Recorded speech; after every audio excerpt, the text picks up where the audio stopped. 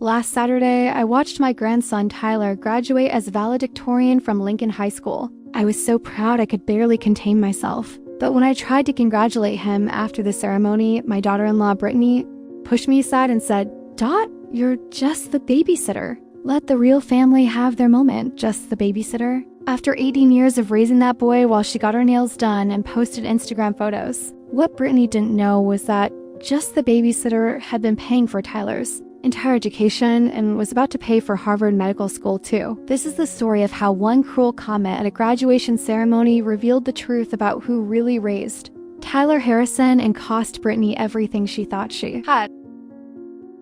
Let me take you back to the beginning. When Tyler was born 18 years ago, I was a 54-year-old widow who had just retired from teaching. My son Mike had married Brittany 2 years earlier, and honestly, I had my concerns. Brittany was high maintenance. She'd grown up wealthy, never worked a day in her life, and seemed to think marriage meant having a live-in at TM. But Mike loved her, and I wanted him to be happy when Tyler was born.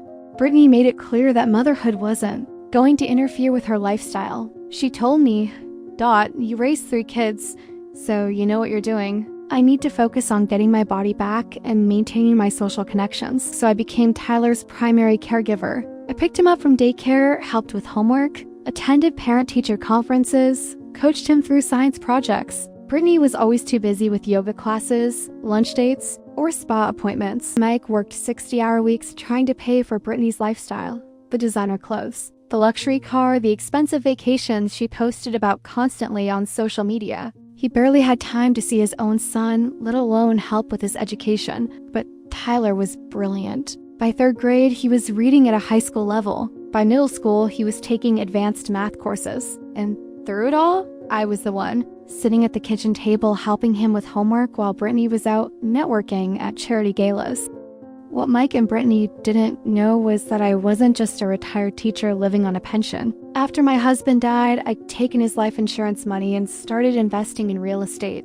Small properties at first, then bigger ones. By the time Tyler started school, I owned 12 rental properties in town. I could have lived in luxury, traveled the world, bought myself all the things Brittany thought were important. Instead, I lived modestly and invested everything in Tyler's future. When Tyler was in 4th grade, his public school teacher told me he was gifted and needed more challenging coursework. The local private academy had an excellent program, but the tuition was $15,000 a year. Mike and Brittany were already struggling with their mortgage and Brittany's spending, so I quietly paid Tyler's tuition. I told Mike and Brittany that the school had offered Tyler a scholarship based on his test scores. They never questioned it. They were too busy with their own problems. For 8 years, I paid that tuition. $120,000 total. I also paid for his SAT prep courses, his college application fees, his laptop, his textbooks. Everything Tyler needed to succeed academically,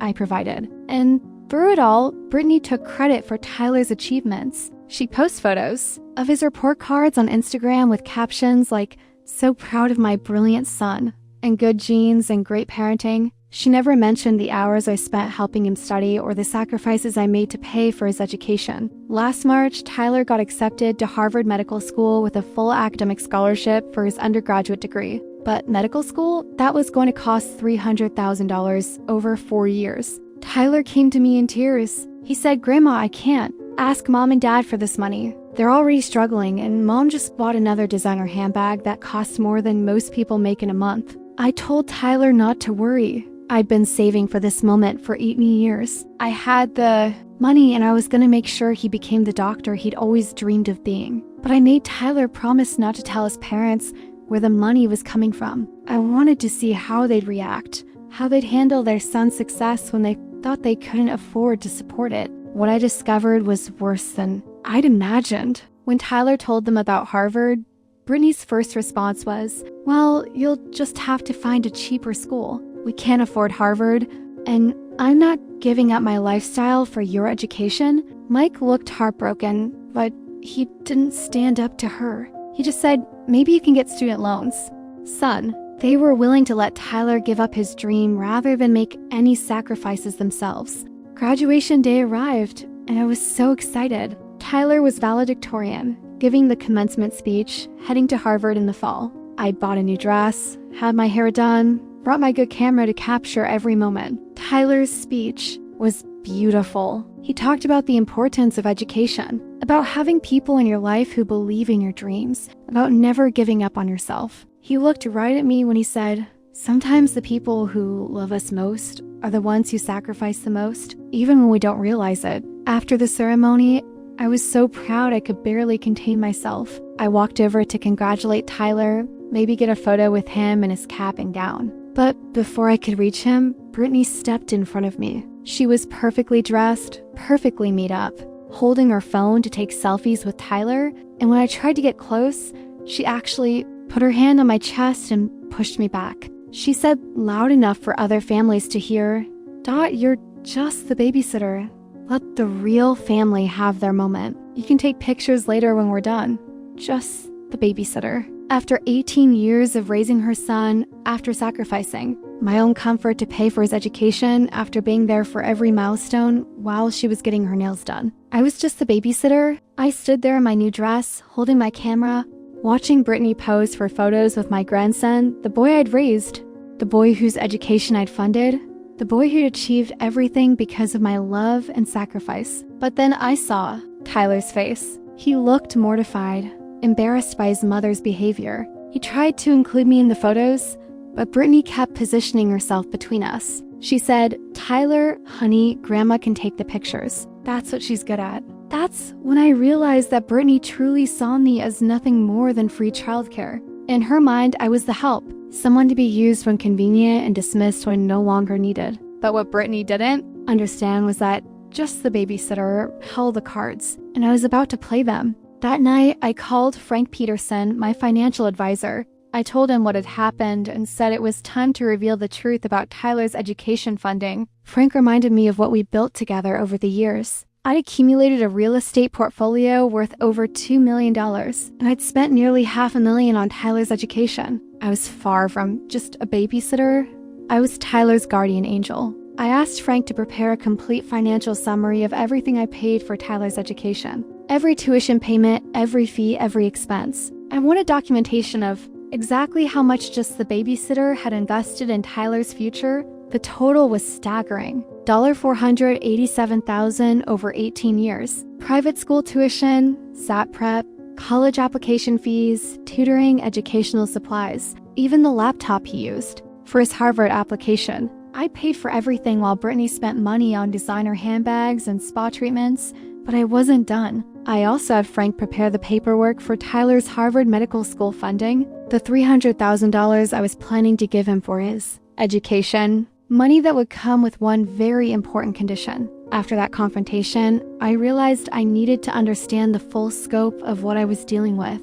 So I asked Frank to conduct a complete financial audit of Mike and Brittany's situation. What we discovered was shocking. Despite me subsidizing Tyler's education for years, Mike and Brittany were drowning in debt. Credit cards maxed out, second mortgage on the house, even loans against Mike's 401k. Brittany had been living like a millionaire on a middle-class income. Designer clothes, luxury spa treatments, expensive vacations, all financed with borrowed money. Meanwhile, she was telling people they were struggling and couldn't afford Tyler's education. I found her Instagram posts from the same week she told Tyler he'd have to find a cheaper school. She posted photos from a $500 spa day and a shopping spree at Nordstrom where she spent $2,000 on a single handbag. That's when I realized this wasn't just about respect or gratitude. Brittany was actively sabotaging Tyler's future to maintain her lifestyle. She'd rather see him give up Harvard than give up her weekly manicures. I decided to visit Tyler's high school principal, Janet Martinez, who had known our family for years. What she told me confirmed everything I suspected about Brittany's true involvement in Tyler's education. Principal Martinez said she'd watched me attend every single school event, parent conference, and academic ceremony for years. I was more involved than most biological parents, she told me. She explained that Brittany would show up for the big moments, graduation, awards ceremonies, always perfectly dressed and ready for photos. But I was there for the small moments, the science fair projects, the math tutoring sessions, the college planning meetings. Then Principal Martinez told me something that broke my heart. She said Tyler had once asked her if it was normal for grandmothers to love their grandchildren more than mothers love their children. He was 12 years old when he asked that question. That's when I knew I wasn't just Tyler's grandmother, I was his primary parent, the one he turned to for comfort, guidance, and support. Brittany was just the woman who happened to give birth to him. Word travels fast in a small town. Within a week of the graduation incident, other parents started approaching me. They'd heard about Brittany's comment, and they wanted me to know how they really felt. Mrs. Chun from the tutoring center told me she'd always assumed I was Tyler's mother because I was the one who brought him to sessions, paid for them, and followed up on his progress. She was shocked to learn I was just the grandmother. The owner of the local bookstore said I came in every month to buy supplies for Tyler's school projects, art supplies, science equipment, books. I never hesitated to spend money on his education. Meanwhile, Brittany would complain about the cost of school lunch. I walked home that day knowing the town finally saw the truth I never bothered to publish. Recognition felt strange lighter than pride, heavier than humility, but mostly it felt like confirmation that the quiet way can still be heard. For years, I'd been the steady drumbeat beneath other people's melodies. Now the town kept pace with me.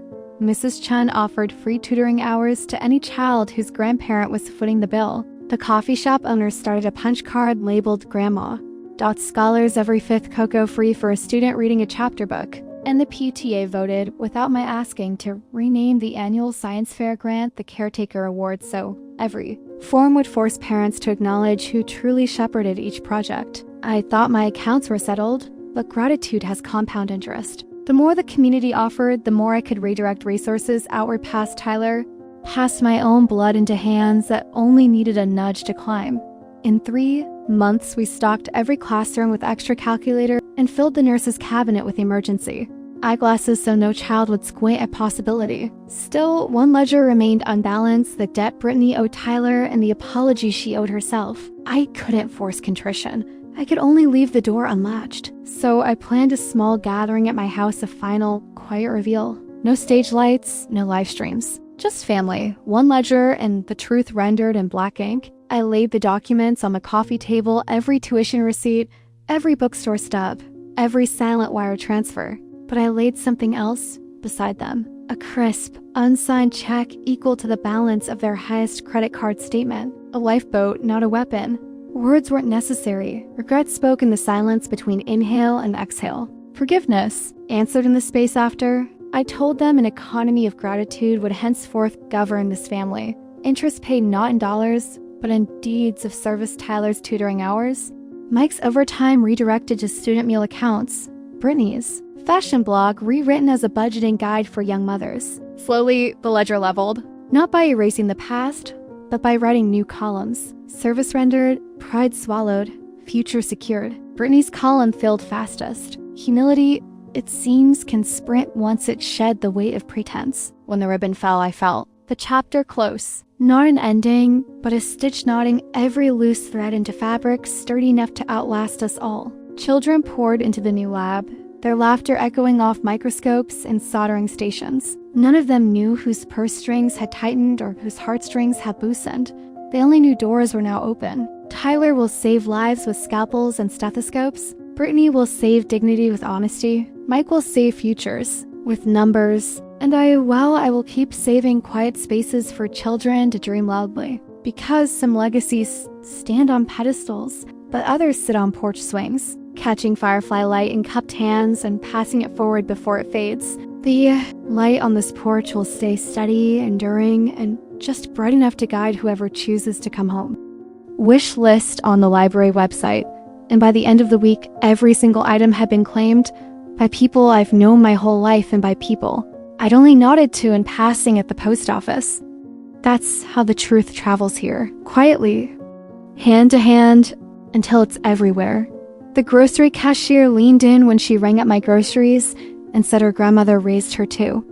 She wanted me to know she'd covered the school's breakfast program the morning after graduation because can't think on empty stomachs. The mail carrier tucked a note beneath my rubber-banded letters, thanking me for seeing the child in front of you, not the story around him. The hardware store owner sent over a pair of new folding tables with my receipt stamped, paid by a friend. explaining that the science club needed sturdier work surfaces if Tyler's old. Volcano routine was going to survive a new generation of chemists. I didn't ask for any of it. That's the part that made me tear up, alone in my kitchen. Recognition came without a spotlight, in acts that looked suspiciously like the ones I'd been doing for years. People made casseroles and bought spiral notebooks, paid off lunch debts, and ordered a box of graph paper for a teacher who'd been rationing it. Little acknowledgments, stitched together, became a banner big enough to cover the ugly words that started this whole thing. A rumor will always try to outrun a fact, but in a town like ours, the facts have good shoes. Parents I barely knew started telling me what they'd seen, who brought the kids to before-school math club, who sat through parent-teacher meetings, who answered emails at midnight about a paper due at 8. It was like someone had turned the town's lens to focus, and what came into view wasn't new so much as finally visible. People said my name sometimes to me, more often to one another, and it wasn't the soft pity of poor Dot always helping out. It was something closer to respect. The PTA president called to ask if I'd be comfortable with a short note in the newsletter thanking quiet caretakers who stand in the shadows of family photos. I told her I didn't mean my name in print. She laughed and said, "That's why it should be." They published the thank you anyway, without names, and included a line that opened a floodgate.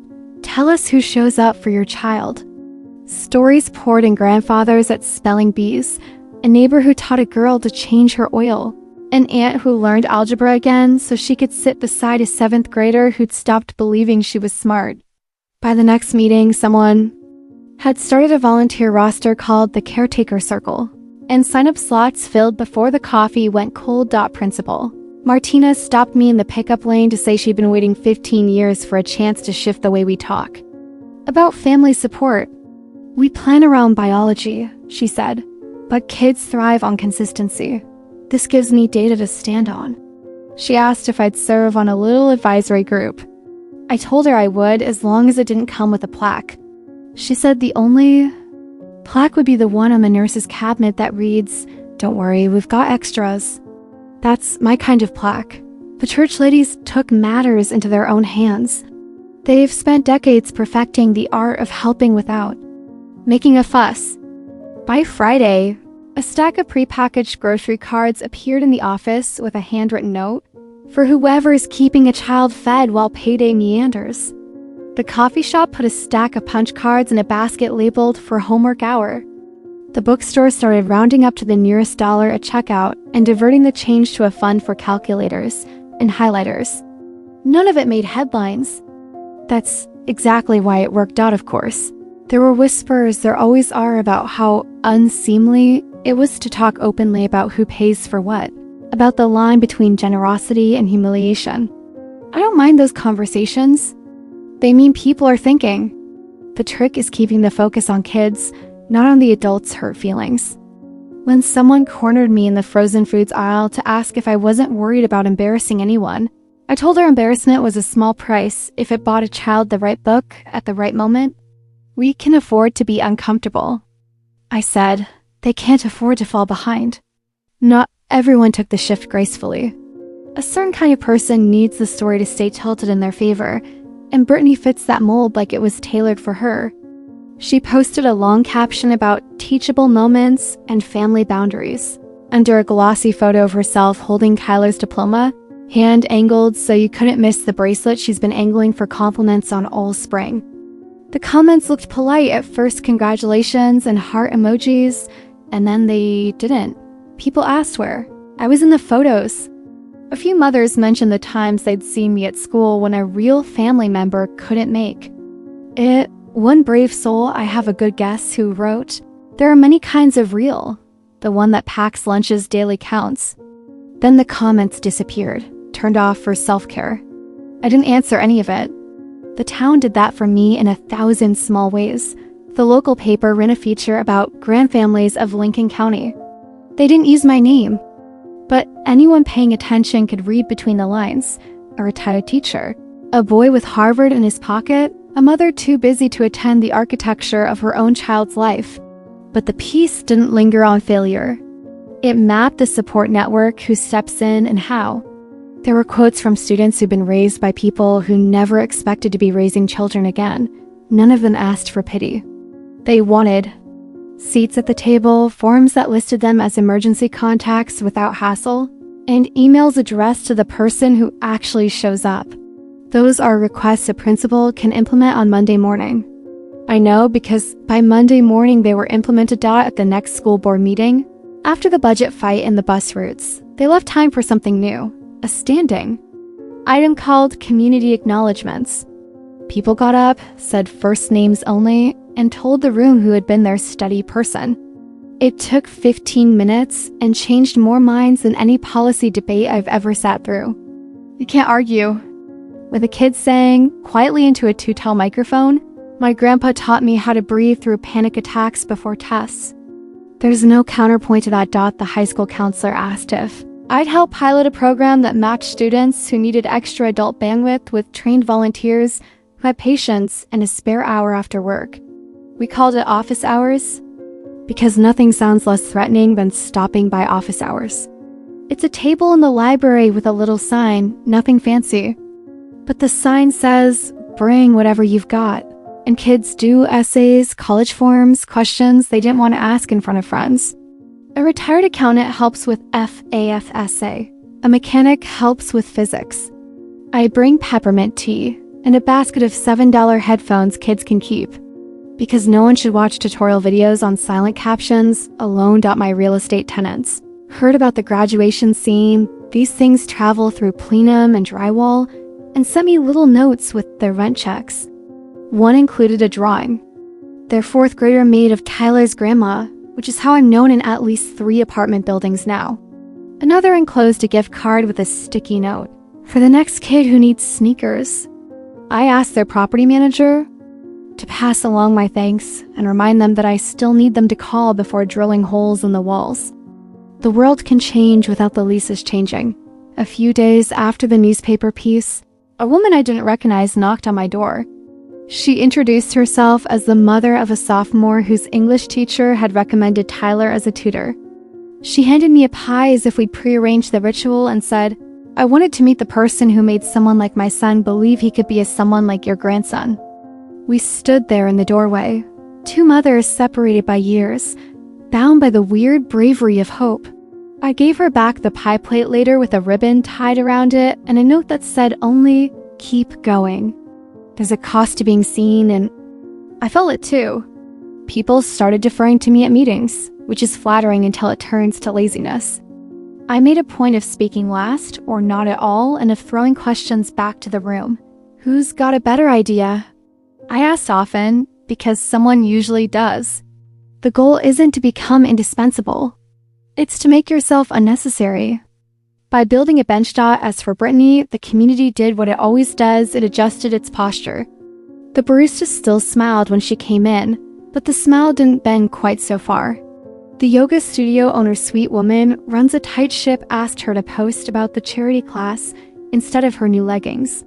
When the school sent out a call for volunteers for the freshman orientation, Brittany put her name down for photography, and Principal Martinez gently steered her into welcome table instead. Being useful is a muscle. People forget they have one when they never lift anything. Mike started looking me in the eye again. That's a small sentence for a big change. He was never cruel. That's the part that makes it harder, not easier. He's a man who learned to keep the peace even when the cost is integrity, and unlearning that is spiritual work. The town didn't intervene in our conversations.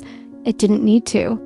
It simply treated me the way I had treated it, open-handedly, without ledger books, and he noticed the difference between that and the brittle attention Brittany craved. Notice is the first step toward courage. Tyler had the easiest time with the shift. He's always seen clearly. He just learned not to say everything he sees. After the dust settled, he posted a single photo, a shot of our kitchen table cluttered with index cards and highlighters. His valedictorian medal tossed carelessly near my reading glasses. The caption was one sentence, powered by quiet hands. That was all. The comments section became a museum of gratitude. Kids tagged their people foster moms, big sisters, a janitor who let them stay in the warm building after practice. until their ride came. Hashtag powered by quiet hands stuck around longer than most hashtags do around here.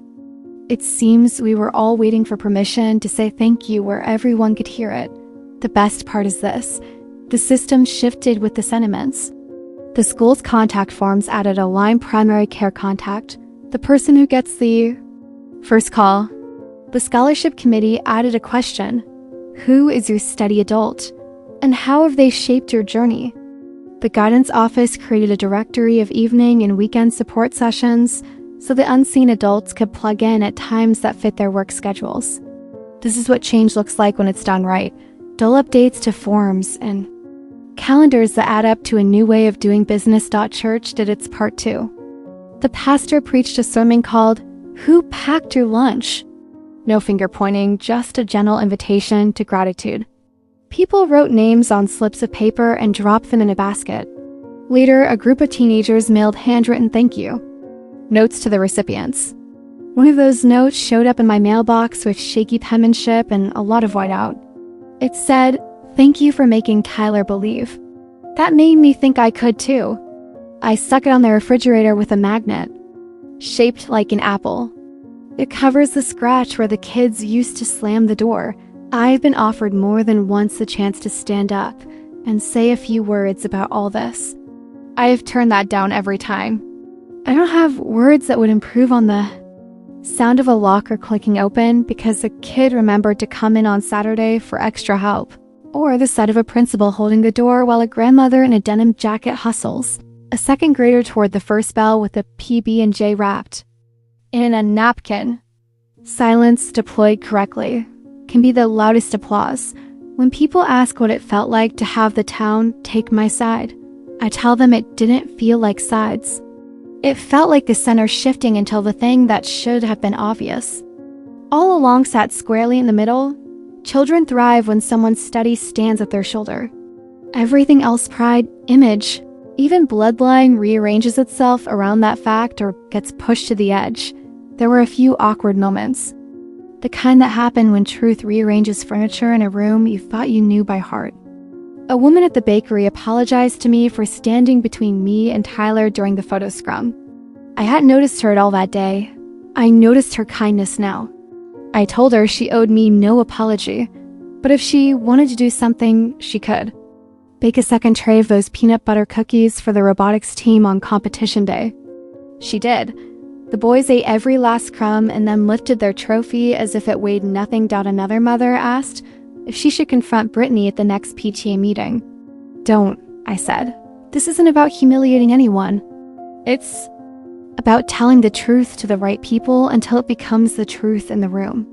She nodded and later brought a bag of new crayons to the kindergarten teacher with a note that read, "For small hands that will do big work." I respect that more than a dozen public SCOLDINGS. In time, the graduation day story stopped being about a shove and a sentence. It became a parable children tell it to one another in the way teenagers translate life into usable folklore. The moral isn't that I paid a lot of bills. It's that the person who knows your middle school Gmail password is probably the person who loves you enough to get you where you're going. Sometimes that's a parent. Sometimes it isn't always. It deserves acknowledgement. The last sign that the town had recalibrated came from the least likely place, the little screen printing shop on the corner. They made a run of shirts for the senior picnic that read "Thank you." Quiet hands on the sleeve, not the front, the sleeve. You could miss it if you didn't look closely, which is the point. Tyler brought one home for me in a paper bag with a note that said, "For the person who never needed a billboard." I cried, of course. Then I laughed at myself and folded it carefully into my drawer. I didn't need the town to validate my choices. I'd made them long before there was an audience. But I won't pretend it wasn't a relief to have the narrative corrected. To be called by my right name by the place I've served and been served by for decades. Not just, never, just, I am the grandmother, yes, and the babysitter sometimes, and the driver, the note writer, the tuition payer, the keeper of calendars, and the celebrator of small victories. I am what so many of us are. The town finally learned to see that, and once you've seen it, you can't unsee it. That's the kind of truth that doesn't require a defense. It just asks to be lived with integrity. If there's a lesson here for anyone who finds themselves standing in a parking lot with a camera in their hand and a lump in their throat, it's this: you do not need permission to be essential. And if someone with perfect hair and perfect lighting tells you otherwise, smile for the photo anyway. The people who matter will look at the edges of the frame and notice whose hands are studying the cap, whose eyes are making sure the zipper is straight, whose heart has been beating in time with this moment for 18 years. The community will notice too, maybe not that day, maybe not loudly, but it will. And when it does, it won't lift you onto a pedestal. It will hand you a stack of manila envelopes and a pen and ask you to help with the next thing, because there's always a next thing. That's all the justice I ever wanted. A town that understands where achievement comes from and behaves accordingly. We're closer now. Not perfect, never perfect, but closer. And in the spaces where we fell short, we planted reminder sign-up sheets, scholarships, a question on a form, a Cocoa Punch card that will nudge us back toward what we learned the hard way. Those small structures will outlast my voice. They'll outlast the heat of one summer's gossip and the sting of one careless sentence. They'll be there in September when a new class shows up with 2 big backpacks and 100 unseen stories, ready to be studied by 1,000 quiet hands. I used to think a town corrects itself slowly, like a barge turning on a narrow river. But once the center shifts, as it did that week, it keeps drifting until it finds a new line to follow. You can feel it in the smallest errands. The grocery. Shells carry the same boxes. The pothole on Maple still waits for the crew. But the conversations at the end caps and crosswalks step one notch closer to honest. Would have been polite fiction between neighbors. Who really does what for the children was suddenly common knowledge we could work from, not tiptoe around? The library put out a little display at the end of the checkout desk. For the hands. That hold us steady. It wasn't my idea. Someone printed bookmarks with a list of questions to ask the kids. You love open-ended ones that don't let them shrug, fine.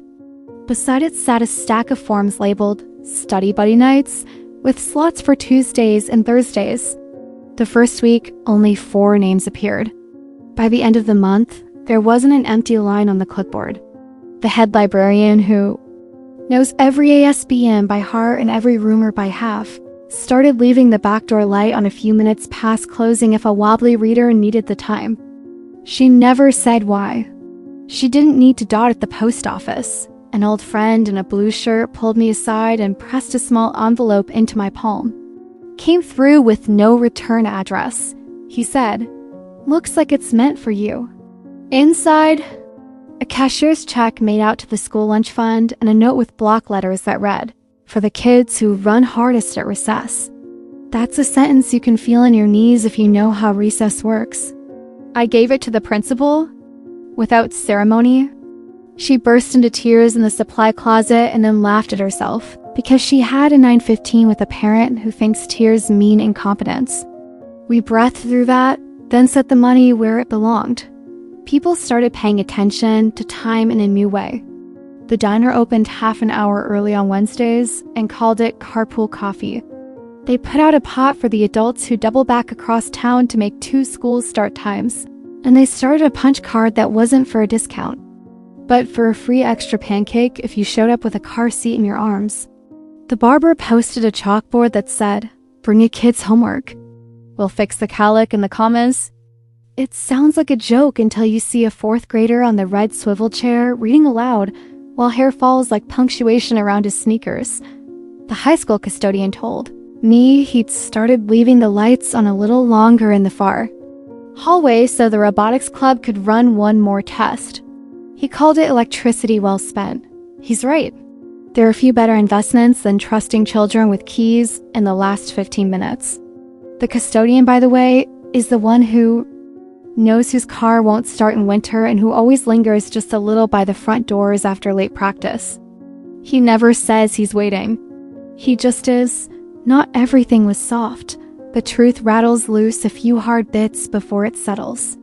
There were people who took Brittany's side out of habit because habit is a religion here. They thought the community's new frankness was a kind of treason against the old order, a threat to the comfortable way we'd all pretended certain roles were fixed. One woman told me at the drugstore that private generosity is finest because it keeps delicate matters discreet. That's one way to frame it. I told her discretion is a cousin of secrecy, and secrecy is where shame breeds, and children tend to catch whatever is in the air. She changed the subject to sunscreen. I let her. If you've lived long enough in one place, you learn to love people through their stubbornness. I didn't want to win a fight. I wanted a new agreement. So when folks pushed back, I invited them to the next office hours at the library and handed them a stack of sticky notes. Put your name on too, I said. One for the thing you're good at, one for the thing you wish someone had taught you by the time you were 16. The board filled with things like changing a tire, making a budget, standing up to a friend, speaking to a teacher without crying. The same hands that had crossed their arms around me at the pharmacy wrote their names. Beside those skills, the next week, they were there, teaching a kid how to write an email that didn't sound like a text, nodding along as if they'd been waiting all their lives to pass the baton. Truth has a way of recruiting its critics. The church basement added a row of plastic tables for an evening, called Practical Wednesdays. No preaching, just aprons and tools. A retired plumber showed 6 teenagers how to stop a running toilet with nothing but a new flapper and patience. A nurse spoke about reading a prescription label in the dim light of a kitchen that's seen better days. I did my part, which is to stand at the end of the line with a plate of the lemon bars people pretend not to want and say, "You did that. Remember, you can." If that is my role for the rest of my life, I'll consider the job well done. The radio station across town, the one you can still call with dedications, hosted a thank a steady hand hour on a slow Sunday afternoon. They invited people to dial in and speak a name on air. You'd think it would be maudlin. It wasn't. It was a chorus. Boys with changing voices thanking bus drivers by route number. A teacher naming the reading paraprofessional who brought the decaf because she knows how coffee jitters warp a child's handwriting. Someone thanked the man who leaves oranges on our porch in January. He's been leaving those oranges since the winter of '97. When a father left and a mother learned to make the grocery list shorter. He still doesn't know they know it's him. I kept mostly to my routines. I'm old enough to know the power of keeping one's rituals while the world tilts. But my doorbell rang more often. People wanted to say things they'd been holding behind their teeth. One boy tall, new acne, tie knot choking him, rehearsed his scholarship interview in my living room, voice cracking on the word grit. He laughed, mortified, and I gave him a glass of water and told him the committee would know courage when it sat down on the opposite side of the table. He won. He texted me a photo of the acceptance letter, the edges wrinkled from being carried in the wrong pocket. I printed it and stuck it under a magnet shaped like an apple next to that other note with white out on it. My refrigerator is a better museum than any hallway of glossy frames. Principal Martinez asked if I would come talk with a group of teachers about interacting with whatever adult shows up. We made a little list together, say the child's name. First, learn how to pronounce the caretaker's name second. Ask what works at home. Third, send the email to the person who actually packs the backpack. A counselor added, ask not for the mother's signature, but for the adult's signature. You'll be amazed how many shoulders drop an inch when the form doesn't erase them. Forms are small things that live in drawers, but when they change, the climate inside a building changes with them.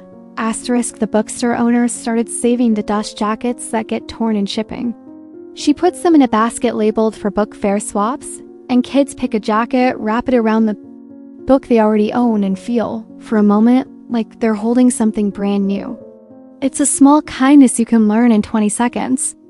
That's the kind I trust the most. They scale without money, and they require only attention. The principal invited alumni to write postcards to the seniors, 1 sentence each, mailed the week before finals. The alumni included business owners, librarians, a welder who can run a bead that looks like lace. Their sentences read like little ladders leaned against a high wall. You don't need to be fearless. You just need to go. Ask for the syllabus the first day and pretend you can read the map. No one else knows either. Sit in the second row, not the back. Call the person who packed your lunches and tell them the day's hard parts so it doesn't grow. Teeth. Asterisk Tyler showed up for office hours when he wasn't on the road touring campus. Taller than the stacks of history books, sleeves rolled the way every young man eventually learns to roll them. He took the seat beside kids who won't remember what his medal weighed, but will remember how gently he asked, "What do you want this sentence to do?" He's learned a tone from a lifetime at my table. It's the tone that says we can fix. This without making you feel small. Children develop faster under voices like that. So do-grown-ups. I got a note on notebook paper, torn neatly along the spiral, from a girl whose family I barely know. My mom works nights and sleeps days. You held the door for me at 7:30 a.m. and asked if I'd eaten, and I said no, so you gave me a granola bar from your bag. I kept the wrapper to remind me to do that when I grow up. I don't remember handing her the granola bar. That's the right size of heroics.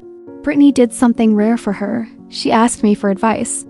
It came in a text, 3 lines long, no emojis. I want to help. I don't know how. Where should I start? I told her to come to Practical Wednesdays and sit at the budgeting table. She showed up with glossy folders that made the fluorescent lights look like diamonds, but she sat down and, for once, listened more than she talked. She said out loud, for other women to hear, "I didn't know the interest rate. That's on." It is not the confession itself that does the work. It's the part of your spine that grows when you say a hard thing in public and don't fall apart. She came back the next week with a spreadsheet that made numbers feel less like judgment and more like a recipe. She's better at this than she knows. Being useful is a language we all can learn if someone hands us a glossary without smirks. There is an art to making people feel welcome without making them feel evaluated. The librarian has mastered it. She put a basket of reading glasses by the circulation desk with a sign. "Borrow me." Unclean. No sign-out sheet, no scolding about smudges. Just the assumption that if you make it easier to read, more people. Well, she was right. I watched a boy try on a pair, surprised into understanding that prank can be less mean. If the world stops fuzzing at the edges. The school nurse created a little shelf of deodorant, hair ties, toothpaste, labeled only take. What you need. A girl stuffed 3 hair ties into her pocket and whispered, "For my sisters," as if asking permission. She didn't need to ask. Sometimes dignity is 3 elastics on a humid day. The town launched a tiny grant for micro ideas that help. Children, no applications longer than a paragraph. Decisions made by 3 people with soft spines and sharp pencils. We funded a carpentry club's first set of chisels, a choir's folder replacements, a basketball team's bus snack cooler that actually keeps things cold, and a set of wobble stools for the special ed room that turned fidgeting from a discipline. Problem into a tool. The grant committee met in the back of the diner with coffee that tasted like work and a plate of fries no one claimed, but everyone ate. We said yes more than we said no. You'd be surprised how far $500 can travel if it's dropped to a good idea. The principal asked the school photographer to add one more shot to the cap and gown packages. A picture not of a single student, but of the student, with the person they named as their study adult. No extra charge, no fuss. The frames sold out in 2 days. You can walk down Maple in June and see those photos through living room windows, grandmothers who iron dresses, uncles who taught, a good handshake, neighbors in work boots, a foster mom with a purple streak in her hair. The pictures don't care about last names. They care about arms that wrap around shoulders without needing a script. A few people asked me, gently, whether all this celebrating of caretakers doesn't risk erasing parents who are present and doing their best. I told them celebration is not a zero-sum pie. We can cut slices for everyone who shows up and still have crumbs left to feed the birds. If a parent feels ignored because a grandmother is thanked, perhaps the solution is to widen the circle, not redraw it. Children need as many adults as they can get. I have never once heard a child say, "It's too much. I'm loved by too many people." The teachers formed a quiet group chat for little wins fueled by kindness. They send one another notes. Like M read a whole page without guessing, and J kept his cool through a fire drill, and S turned in an essay. It was late, I didn't say a word. We celebrated the paper, not the clock. You can keep teachers afloat for months on small confirmations that the work is sticking. We're not good in this country at feeding our teachers. I don't mean donuts, though donuts do not hurt. I mean the kind of fuel that says, "We see you building the plane while it flies." And we are at long last clearing the runway of the debris we leave when we don't parent well. The community is finally offering. To pick up a broom dot, there were levies to pass and budgets to argue. There always are. And somehow, those meetings felt less poisonous. People spoke about children instead of about ideology. It is surprisingly hard to hate a person once you've held their baby at an open house so she could fill out a form without a pen in her teeth. The superintendent started every agenda with 3 student thank yous clipped at the corner. It's hard to grandstand right after a first grader. Thanks the crossing guard for remembering her purple boots. I got a letter from a man who moved away years ago and still reads the town paper. Online. He'd heard the ripples of our little shift and wrote to say that as a boy, he thought adults were a species you had to survive to reach. It never occurred to me, he wrote, that adults might be scaffolding I could stand on. That sentence sits in me some mornings when the porch is still and the birds are louder than my thoughts. If our small work changes the way one child imagines adulthood, I'll have nothing left to ask of this place. I won't pretend Brittany didn't. Stumble. Habits built on performance don't dissolve just because the audience changes its taste. She posted once about the gift of humble service, and people rolled their eyes because the font was too pretty for that phrase, but then she showed. Up at 6:45 a.m. with a box of bagels for the marching band, and she learned the names of the kids who play the quads. She brought nail polish remover to Practical Wednesdays, so girls could take off chipped polish before job interviews, and not feel judged. She stopped treating usefulness as a costume and started wearing it like a sweater. It looked better on her than any blouse she owns. I told her so. Credit where it's due. Somewhere in the summer, the police chief, calm man, chooses his words like he's paying for them, asked if we'd help with a keep the kids busy. Evening that wasn't about policing at all. We set up chessboards in the parking lot with magnetic pieces, brought the portable hoop with a net that isn't broken, and rolled out butcher paper and markers. The officers poured lemonade, nothing tactical about it, and a teenager taught one of them how to solve a Rubik's Cube. That's community. 2, taking uniforms off in every way that matters until the person beneath can laugh. The day Tyler left for orientation, the town caught the hint and didn't make it a parade. He and I drove past the mural the art teacher painted with our summer class. Hands of all shades and sizes holding up a long table stacked with books, wrenches, a stethoscope, a whisk, a paintbrush. No faces, just hands. The caption was simple. Powered by quiet hands. We didn't stop, we didn't need to. He reached over and squeezed my fingers twice on the gear shift, the way I used to squeeze his hand crossing Church Street. The squeeze that means we're steady. Mike started taking the long way home. He told me he likes to drive by the school after the lights go out and see who's still in the parking lot. He offers rides to kids whose parents are late. He doesn't post about it. He doesn't tell Brittany every time either, which is its own quiet rebalancing of his loyalties. He asked if I resented him for the years I carried what he could have carried. I told him resentment is heavy and I have too many other things to lift. What I want from him is not apology but practice. He nodded and the next day installed 2 car seats in the back of his sedan so he could shuttle a neighbor's twins to daycare before his morning meeting.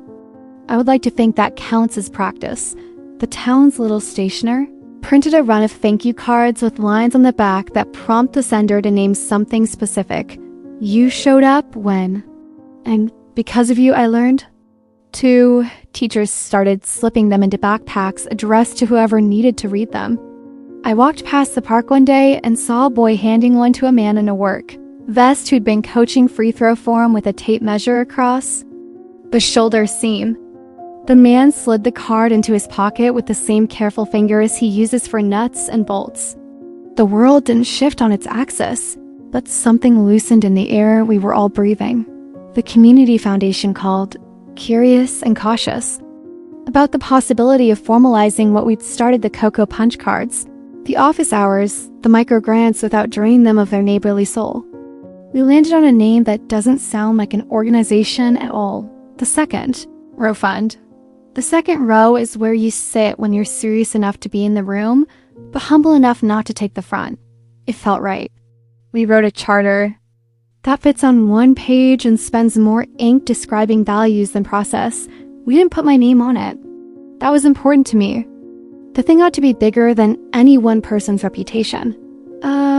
Father, I barely know, brought me a copy of his son's first acceptance letter. It wasn't Harvard. It was the local community college, and if you've ever watched a kid find the right fit, you know how sacred that letter is. He asked if I'd help him learn how financial aid works. We spread the forms on my table and filled them line by line, and when we finished, he folded the paper with the care of a man tucking away a flag. As he left, he turned and said, "I thought help felt like being judged. This feels like being held." I wrote that down in my little ledger, the one where I keep phrases I want to remember. Again and again, I am reminded that our job isn't to fix people. It's to hold them steady while they fix the small things that unlock everything else. Tyler sent a photo from orientation of a hallway sign that said, "Mentor office hours," and he wrote, "Looks like home." He's gonna be fine. Better than fine. He's gonna walk into rooms that have never had a dot in them and behave as if a dot might be right around the corner, which is to say he will carry our town with him. He promised to Zoom with the office hours kids on Thursday nights, and he kept his promise even when the dorm Wi-Fi hiccuped and the boys on his floor laughed. He angled the camera so they could see his messy bed on purpose. Nothing lowers a pedestal faster than rumpled sheets. By August, the town started to forget the exact phrasing of Brittany's insult. That's how memory works. It files the edge off whatever cut you and keeps the lesson. If the lesson is gratitude, the story has done its work. New families moved in, not yet aware of the undercurrents they were stepping into. And within a week, they knew where to find office hours, who to call for soccer cleats, which neighbor keeps a bin of loaner backpacks by your door. The welcome packet at City Hall now includes a one-page map of generosity. We resist the urge to make it glossy. A photocopy in black and white feels truer to the spirit. A teacher asked if we were creating dependency. It's a good question. The right one. I told her dependency grows in secrecy and scarcity. What we're building is interdependence, with lanes and handoffs. The adult who takes a child to tutoring doesn't have to be the same adult who attends the conference. The one who buys the graph paper doesn't need to grade the homework. The child learns that help is a spectrum and that needing it is not a character flaw. That lesson, absorbed young, makes for healthier grown-ups a gift to the town we will never have to unwrap, because it will arrive slowly, in 1,000 well-regulated nervous systems. The choir director added a line to the concert program. Tonight's music is brought to you by the patience of the people who sat beside the practice. The applause that followed the spring performance felt different, less for the high C, more for the evenings of scales that built it. A grandmother next to me clapped until her palms stung, tears in her eyes. She whispered, "It feels like they can see us." I squeezed her hand, twice. I have learned to keep a pen in my pocket and a half sheet of paper folded in my purse. Anytime someone says, "I wish someone would," I hand them the paper and ask them to write it down like a grocery list item.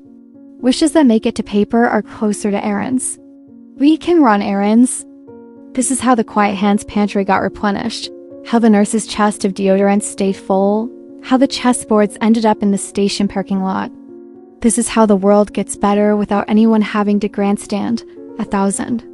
Wish lists reduced to shoppable lists stapled to the bulletin board at the diner. The last thing I'll say about the town, and I know I've said plenty, is this: once people have seen the machinery of love up close, they begin to trust it more than they trust the machinery of image. That's why Brittany's photos, beautiful as they are, draw fewer gasps now than a simple screenshot of a volunteer sign-up filled in under 10 minutes flat. A grid of names that's a portrait worth framing. It hangs invisibly across our days, a proof of life for a community that decided to believe in what is measurable, who shows up, and how often, and with what in their hands. When school started again, the principal asked me to stop by the auditorium and say a word to the seniors before they rushed into their last first day. I told her I didn't do speeches. She said, just one sentence. So I stood at the back, where the sound system feeds on itself and the lights warm the dust. And when she called my name, a thing that still makes me want to find a shadow to hide in, I walked forward and said the only true sentence I know. Ask for help sooner than you think you deserve it. The room exhaled as one. Then the bell rang, because bells don't stop for wisdom. They barely pause for graduation if you want the truth. And that brings me back to this. The truth in this town no longer lives in whispers or in the tidy captions beneath curated photos. It lives in schedules, emails, receipts, pizza boxes recycled after late work sessions, student essays with comments in the margins, muddy cleats lined neatly on the stoop so dirt stays where dirt belongs. It lives in the softened looks people give the adults who are waiting in the pickup line without complaint, because they know the privilege of waiting, even on cold days.